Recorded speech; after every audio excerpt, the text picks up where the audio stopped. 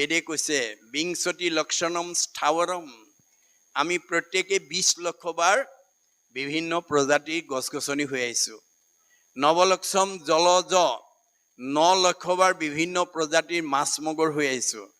নৱলক্ষম কুৰ্মাঞ্চ, 9 লক্ষ বাৰ আমি বিভিন্ন প্ৰজাতিৰ মাছ মগৰ হৈ আহিছোঁ। কুৰ্মাঞ্চ কাছ উভচৰ প্ৰাণী হৈ আহিছোঁ। 30 লক্ষ পশু নাম, 30 লক্ষ বাৰ বিভিন্ন প্ৰজাতিৰ জীৱ জন্তু হৈ আহিছোঁ। 10 লক্ষ পক্ষী নাম, 10 লক্ষ বাৰ আমি বিভিন্ন প্ৰজাতিৰ চৰাই চিৰিকটি হৈ আহিছোঁ। 70 লক্ষ বানৰা, 4 লক্ষ বাৰ আমি বিভিন্ন প্ৰজাতিৰ বান্দৰৰ জন্ম পাই আহিছোঁ। 2 লক্ষ অৰ্ধমানৱ হিতাহিত জ্ঞানশূন্য, 2 লক্ষ বাৰ হিতাহিত জ্ঞানশূন্য অৰ্ধমানৱ চিম্পাঞ্জীৰ দৰে জন্ম ধাৰণ কৰিছোঁ। তথৌ মনুষ্যত্ব প্ৰাপ্য তৎকৰ্মাণি সাধয়েৎ।